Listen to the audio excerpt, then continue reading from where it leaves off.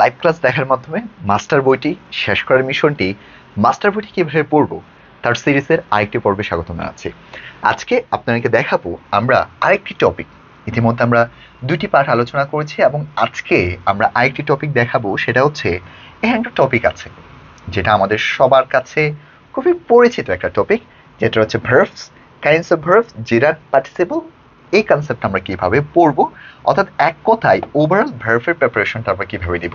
ভার্বটা যখনই পড়ছি পাশাপাশি আমরা এখান থেকে আরো কিছু বিষয় কভার করব, subject verb, agreement, right forms of verb, ছাড়াও আমরা এখানে হচ্ছে ইনভার্সন অফ ভার্বটা এখান থেকে এক্সট্রা করে পড়বো। এরপর হচ্ছে সাবজাংটিভ, তারপর হচ্ছে কজেটিভ।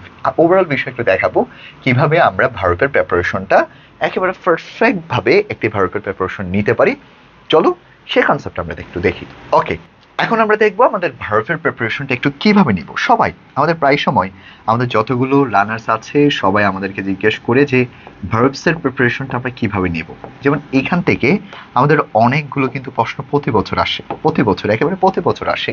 তো এটা আমাদের জন্য একটা মাস্টার পার্ট, এটা আমাদের জন্য খুবই ইম্পর্টেন্ট একটা অংশ, এবং এটার প্রিপারেশনটা আমরা কিভাবে নিব সেটা ওভারঅল ভাবে ধারণা দেওয়ার জন্য আমরা ট্রাই করবো। প্রথমত ভার্ব নিয়ে কয়েকটা কথা বলি, সেটা হচ্ছে ভার্ব নিয়ে কয়েকটা, এখান থেকে ভার্ব নিয়ে কয়েকটা প্রশ্ন আসতে পারে। সেটা হচ্ছে এই ভার্বটা হচ্ছে একটা নাম, যার জন্য এটা হচ্ছে একটা নাউনের কাজ করবে। কার কাজ করবে? নাউনের কাজ করবে।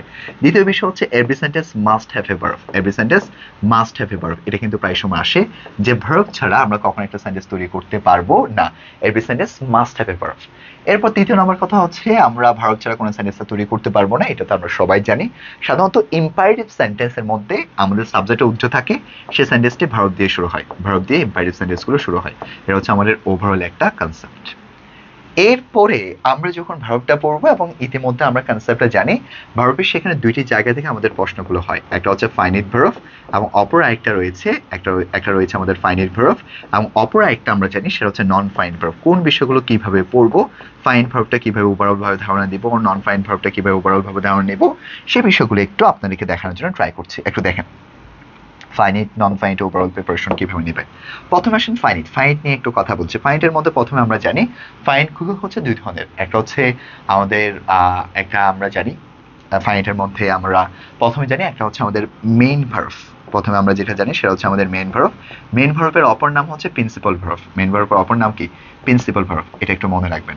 ঠিক ছোটভাবে আমাদের এটার আরেকটি কনসেপ্ট আছে যেটাকে আমরা বলতে পারবো একটা হচ্ছে অক্সিলারি ভার্ব। কোন ধরনের ভার্ব আছে? এরপর যেটা আছে সেটাকে বলা হয় একটা অক্সিলারি ভার্ব। তবে অক্সিলারি ভার্বের অপর নাম হচ্ছে হেল্পিং ভার্ব। অক্সিলারি ভার্বের অপর নাম হচ্ছে কি? Helping verb. কিন্তু এখান থেকে আরেকটি প্রশ্ন আপনাদেরকে একটু দেখতে হবে, সেটা হচ্ছে আমাদের